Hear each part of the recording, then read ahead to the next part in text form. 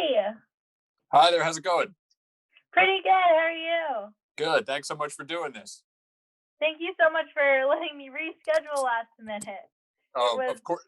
a Yeah, crazy day. that sounded like torture that they moved exams early rather than pushing them back. Sure. When I was in college, I studied mathematics, and one teacher gave us a surprise midterm. We showed up, Oh, and he just said, "We're going to do the midterm today." I was like, "Okay." I did not do well on that test. excellent. My boyfriend is actually studying math right now for his undergrad. All right, I support that. Of course, I don't use it in my professional life, but it was good to do. I actually have a premiere tonight of a piece I wrote for brass quintet, and it's the most math heavy piece I've ever written because it Oh, uses that's great. realism.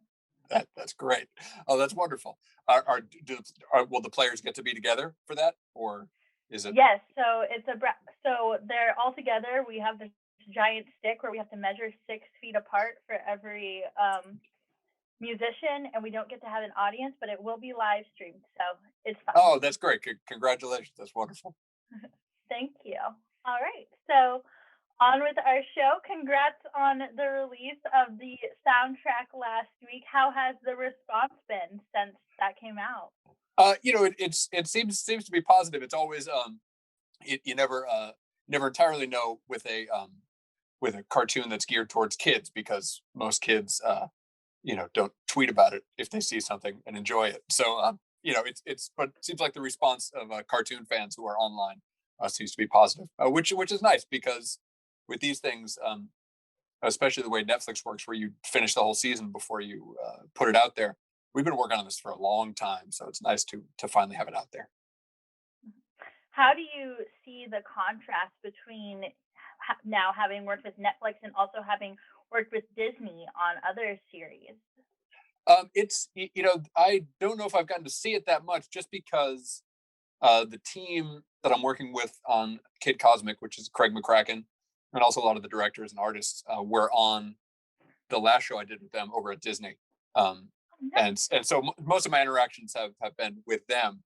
There was a time, during the series, where I asked them, I was like, I don't, I haven't, didn't even know who the executive was, like, at Netflix, who gave notes. So that was good. It's the other stuff I do for Disney is more preschool geared. So all those things go through a few more rounds of making sure it's on target with what they want to do. But this has been great. It's been super smooth, and total creative freedom, which is nice. What do you think is unique about writing music that's specifically geared towards young kids? It's interesting, because I almost forget that that's the audience sometimes, because it's never, especially with this show, is never part of the direction. It was just, hey, make this music for this fake rock and roll band, um, and then score this action. And I think Kid Cosmic, especially, more than any other show I've worked on, is definitely good for any audience. I think it's a fun story, and funny too for adults as well. So I think, even though nominally it's for littler kids, um, that's almost never comes in my calculation. It's really just following the story and the direction of the team. Mhm. So I don't know how involved you are in the Spotify community, but before your soundtrack came out, there were lots of people that were coming out with their own like playlists and soundtracks about what they thought like Kid Cosmic would have been listening to on his headphones. Have you Oh, seen that's any of that? I saw some of them listed when I went to search for the soundtrack when it was up, and I was like, oh, but that's it. It took me a second to figure out what it was, but that's so great. I'm gonna start digging into to some of them. Maybe when I'm done scoring season two, so they don't influence me too much. Ah. you know? But that's really cool, because that was always my vision when scoring the show, is that the kid's always wearing headphones, and never says it explicitly, but it was always my thought that whatever I'm doing, he's listening to, and that helped propel, some of my decisions and things like that. It also like kind of helps with this idea that he's seeing himself as like someone in a comic book or comic book movie, hearing those things going on. Yeah, yeah. There was a movie, I think it was in the 80s or 90s, that was not a great or terribly cool movie. It was called Iron Eagle, but it was about some fighter pilot, and he had a Walkman on all the time. And before he'd go into battle, he'd press play on the Walkman and would listen to whatever he was listening to. So I guess Oh. that movie had an undue influence on me. Again, not a great movie, not recommending it necessarily, uh, but it's stuck in my head. Sounds like Star Lord before Star Lord. Yeah, that's exactly right. Yes, it might be a slightly older reference. I think it starred Louis Gossett Jr. and some other guy. Iron Eagle. There was an Iron Eagle 2 as well. Hmm. Again, I not have not recommending. seen either, Just but yeah, again, I don't know if I would recommend it, but so what kind of bands did you initially think of when you were thinking, okay, what is Kid possibly going to be listening to? Did you do any of like your own research and listening before you started scoring?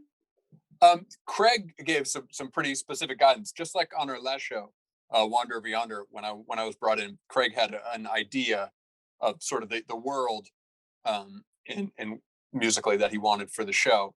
And then with that one and this one, he gave me like a CD of like, here's some things. And it was one of those things where like no particular band or artist that was on the reference CD was like the thing. So it wasn't like just aping someone else's act, but it was like kind of take a little bit of this from here, a little bit of this from here, a little bit of this from here. And some of the references for this one, it was a few of them were like contemporary, like garage rock psychedelic bands, like the OCs or Ty Segall. And then another fun reference was the Banana Splits. Remember that band from that old like live action show where they were in big costumes, but it was like sort of a cartoonish thing. And the band behind this show, Dr. Fang and the Gang, is sort of that same way where they have big costume masks on. So it was sort of a balance between pretty hard, um, contemporary or like 70s garage rock, and just a kind of fun la la la catchy element to it. So that's what I spent a lot of the time in the development, trying to get it where it could feel intense, where it needed to be, and loud, but also be fun and catchy. So there's a lot of ba ba ba's, a lot of la la la's, and things like that throughout the soundtrack. Is there a cue that you can think of where you were spending a little more time finding that balance? Let's see. Um, hold on, I'm gonna. I have to see them in front of me. Luckily, I'm right here. Oh, that's. Um, It's but all good. yeah, yeah. No, actually, the main theme, um, which is like the Kid Cosmic theme, which is like ba ba ba ba ba ba ba. That was sort of the one where we cracked it, where it was like it's without that part, it's pretty intense and rocky, and then when it gets to that part, sort of anybody can sing it, and it's sort of fun. And I just saw somebody did a piano cover of it online, um, Hmm. which was fun because it sort of pulled out all the loud garage rock parts out of it, and it was just kind of a fun bouncy tune. So I think it worked. As you mentioned, you didn't do music composition when you were in school or anything. How do you feel like that's impacted how you write music and how that's allowed your style to develop differently than other composers that had a more traditional education? Yeah, I mean there are two things. I think like one is I had the opportunity on this show, and which helps me sometimes that I do even when I already have picture, but I had the opportunity to like write a lot of it before there was any video, which is good, um, because I could just kind of think about the characters and just kind of write a song with that in mind, and not be too influenced by like any of the visual changes, especially in cartoons because you want to hit some of the hits, and like Oh, and, definitely. and and match the visuals and things like that. Um, so that part is I find that I enjoy writing not to picture. One thing about not being terribly classically trained is I have to write a lot in the key of C because I'm not great at piano playing in other keys. So I do a lot of that and then do a lot of transposition in my computer. So that's one thing. But talking about like song based and not writing to picture, I find that this is sometimes a strength, sometimes a weakness. Um, but like even some of my like scorier stuff, orchestral stuff is kind of songy in its structure. You know what I mean? Like it's Mhm. pretty rhythmic, and I've got I keep rhythms pretty constant for pretty long sections, which sometimes works, and when it doesn't, it's sometimes a struggle for me to undo that. Um, but I mean, like because my first show was with Craig, and that's where I had to do my first bits of like orchestral writing and things like that. And I super lucky that I'm able to do that now when with sample libraries and computers you could experiment and have a good sense of what something's going to sound like as you're doing it. I think if I'd gotten this job like 30 years ago or something, where the only way to do it was to write it out and have real people play it, um, and you would have to just know what it's going to sound like ahead of time without being able to mock it up. I don't think I would have been able to do it at all. But it's a pretty even though and we did a lot for all the rock and roll stuff is all real instruments. Um, but it's a pretty amazing time with what you can do with sample libraries, especially for like darker, effecty things, and all the options with synthesizers in the box. All the reverb. Yeah, yes, and all the things where just the instant feedback about you can have an idea for a piece and you can get it sounding pretty close pretty quickly, um, just in front of your computer. So that's the only way I know how. I wouldn't know how to write stuff out and have real people play a symphonic piece. So, Do you have a favorite sound library? let's see. You know what?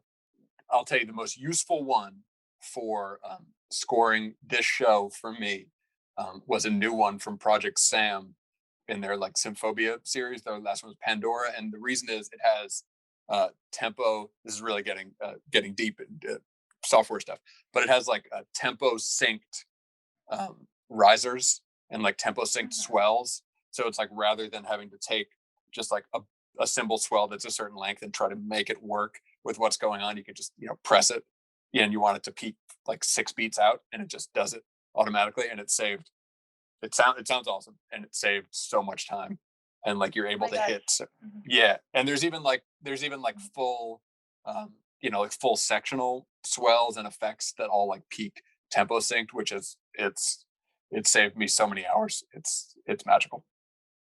Oh my gosh, I love that. I literally spent like 3 hours last week on this electroacoustic piece I was working on like getting a cymbal swell to be exactly where I wanted it to be. Yeah. I mean, so this one's and I think I found myself. I was so in love with it that I found myself using a little too much. So I had to pull back sometimes, because otherwise there have been times when you compose with sample libraries, especially ones that have like certain like built-in effects and swells, where like I've heard things that I've used on like other shows, and I was like, okay, I Mhm. gotta shy away from that one. If another composer can be like, oh, he's just using that library, I try to stay away from that. But Fair it's enough. yeah, I think they have a new one that has like tempo synced runs in all different keys and all different sections too, which is also a huge time saver. And again, this is like the sort of thing where it's like when, especially when I have multiple shows overlapping, when there's like multiple, half-hour scores, and they're all animation, so you need to hit a lot of the moments. Um, it's those sorts of things are incredibly meaningful. I wrote So them like a gushing letter after I did like the first 4 episodes of Kid Cosmic. I was like, I can't tell you how much time this saved me. It's been great. So, that's so awesome. So I'm sure you've seen like those kinds of sound libraries that are like sometimes made in collaboration with specific composers. yeah. Say they reached out to you and they're like, "Hey, let's make a sound library together. What would you want to be in it?" Oh, that's a really great question. It would it's like I always struggle trying to get like, especially for like orchestral action stuff for Kid Cosmo, like big sounding drums, like real huge, pounding action drums. And I always I always have to layer, multiple libraries and do a lot of work to try to make it sound like I want to. If I could have just like single key, boom, the big hit I wanted, that'd be great. Also, whenever I need to do feedback, like big squealing feedback, it's always an elaborate process. Set up my amps and set up the stuff and just like have it be really noisy in here, and then go in and edit. So it would be great to have a sample library collection of feedback. I'm sure there is one, but I'd want it to be with my own guitars and fuzz pedals and things like that. Nice. Probably So not much of a market for that though. So big drums and you'd be feedback. Who knows? surprised. Yeah. Yes. I mean, I would love to use the Logic drummer less, find more tracks to use. Yeah. Yes. Yes. So, kind of back into Kid Cosmic more specifically, you mentioned that your rock band stuff you recorded, and then you had your orchestral stuff done with sound libraries. Were you ever combining the two together or figuring out how to balance that stuff? I mean, there are definitely a handful of cues. Uh, Let me step back. That question was also like my concern when we started doing the actually got to episodes, because I did a bunch of music ahead of time for this, and we did a pilot early on. But like when we got in, I was like, is it gonna be weird? Because we transitioned pretty quickly from like rock and roll kind of source sounding music to orchestral stuff. Um, and I was just happy it kind of worked out better than I thought it was going to. Um, and I think just part of it is like just the luck of that I wrote it, so like I have my own quirks and sounds and things like that. So it's like it sounds natural when you switch ensembles if it's from the same person. Um, I think it might have been not as smooth um, if if it were more divided up. Like let's say if it was just like I had just been doing the rock stuff and somebody else was doing the score stuff, it might have been a little different. But I think I just got lucky that maybe it's my limitations that I applied to both. But and also it's also another technical thing that's can also just be a function of mixing. It's like Hmm. if they just do a nice fade out of one and into the other when they're mixing the episode. I think that fits. Very nice.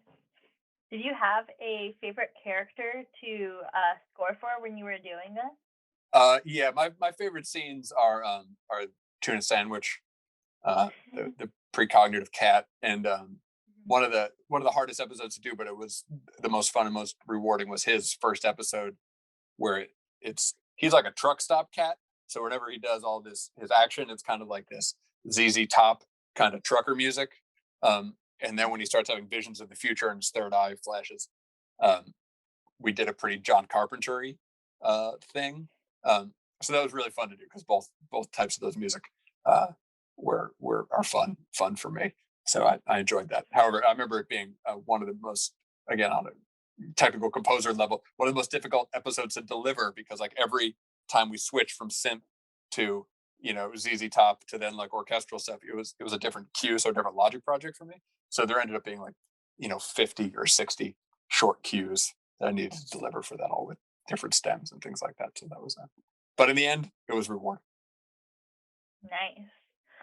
So, if you could have any of the cosmic rings of power, which one would you want to have? Without spoiling what it does, the kids one, which allows him to fly, but is revealed that also does other things in the end. That Hmm. that seems the most useful. I don't know if I would uh, I don't know if I'd want clones of myself, which was one of them. I don't know if I'd want to be huge, um, and seeing the future that seemed a little fraught. So flying, moving things around, that seemed like the most fun. I would love to have the ring where you can like make the portals. Be Oh so much yeah, faster to get from rehearsal to rehearsal. That'd be so nice. yeah, yes, yes. Although, as they show, there's the risk of slicing yourself into various parts with those if you close the portal too quickly. So that's a high risk ring, but I Eh, can I'm I can all, feel that. I'm only 5'2". I don't have much to lose. That's great. But it's funny you said about getting back and forth from rehearsal because since the virus started, I would have to we would all have to go to recording sessions all the time. And even though I miss that, um, the especially like vocal recording sessions, the amount of time I haven't had to spend driving from my neighborhood to Burbank to record people, it's been significant. So maybe Yeah, post pandemic portals will help with that.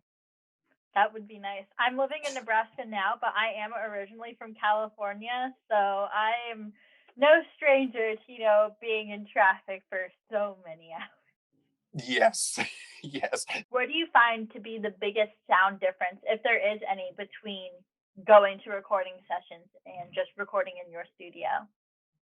I mean, there's with there's like some feel things that are obviously better when you can have especially like the bass player and the drummer in the same room for the rock and roll stuff that I do. And that's a pretty intangible thing because with the way we have to do these things, and I'm thinking of like my other Disney shows too, where I wrote a lot of songs for those. Um, but the way I have to do it is like I have to demo it here in my my computer, using fake drums, and then they animate to that. So like the timing's locked, so it's like it's not like we could go with a real drummer and a bass player, and change the timing of the groove or anything like that. Um, but even when they're still just doing replacing the stuff that I've temped in, um, having real people in the same room is great. Um, but yeah, so it's had to be with the pandemic. It's like the drummer who's played on all the Kid Cosmic stuff. His name's Nick Vincent, and he's great. And he played on a lot of records that I listened to when I was younger, um, by like Frank Black and others. Um, we've talked on the phone once and never met, and I just send him things, and he sends back awesome drums. It's a it's a very pandemic-y internet relationship. Um, I but bet, yeah. yes, I definitely get that. Percussionists are some of the, especially in person, are some of the most chaotic, fun people to work with. yes, it's a it's but when we've um when we've gotten to record live drums in a room, I miss watching it. I miss watching Mhm. people make drums work because I barely know how to do it, and uh, I also like hearing what they do because we're doing stuff with MIDI and samples. I'll occasionally write a hit that has four different or six different drums happening at the same time, and to hear what they do with that when they couldn't physically do it all at once is always fun for me. Yes, I love how, like, working with other instrumentalists, they're always like, "Can you change it?" Whereas if you work with a percussionist, they're like, "I'll make it happen." Yeah, I think what you just said is accurate. We've made it They're like, happen. "Challenge accepted." Yes, yes, So, last question without getting too spoilery. yes. What's something that you hope to be able to bring into the music for season two? Well, there's the reveal at the end of the season one where season two is going to happen. Um, not or at the same truck stop, but you know, in a different location, uh, space. And so that's been sort of the driving force, where it's like there was always sort of an undercurrent of kind of desert diner country that was sort of the home base in season one. Um, that home base has changed, and so that influences what happens. So one of the questions that comes up in season two, again, without giving away too much, where there'll be like a piece of reference music or an idea for a scene, and the question is, how do we do? What does that sound like in space? So what does diner background music sound like in space? What does a Kid Cosmic team adventure sound like in space? These are these are the sorts of things we're working on. Awesome. Well, I can't believe it's already been 30 minutes. It has been so much fun getting to talk to you about Kid Cosmic. It was honestly so much fun for me to just go back and watch a kids show for a week. I haven't done that in Great. such a long time. I've been watching Bones recently, so this was like the nice stress uh, relief. that's great. That's great. I've watched a lot of Bones in my past, but that's great. And thank you so much for doing this. And for watching the show and having such thoughtful questions. And it's really nice to talk to somebody who's a composer and involved in music, so we get to get into the nuts and bolts of how all this stuff works. Because that's I think I know when I was trying to figure a lot of this stuff out, that's one of the things that's like hardest to find is like Hmm. material out there where it's people talking about how they actually make stuff work, especially people who are like not trained and had to sort of figure it out on their own. So it's fun to be able to talk about that. So thank you so much. Thank you. Best of luck with season 2. I hope to talk to you after that comes out too. Oh, good. Let's put it in the book. Thank you so much. Yes. Thanks, Andy. Bye. Bye. Hi, guys. Thank you so much for tuning into episode 3 of this season of Chatting with Creators. I had so much fun digging into the nuts and bolts of the music behind Kid Cosmic with Andy Bean today. It is one of my favorite interviews that I have done so far because we really got to get into how these kinds of shows are created on the music side, especially during COVID. I hope you guys have a great rest of your week, and I will be with you again next week for a future episode. I forgot which one it is off the top of my head, but you know what? You guys have the schedule. It's on Instagram. We're all good. Don't forget to tune in to the UNL Glencore School of Music page this Thursday for the premiere of my original piece, Stars Beyond Turmoil, for electronics, handpan, and bass steel pans. It's going to be a blast. Have a great rest of your day, and I'll see you next week. Bye.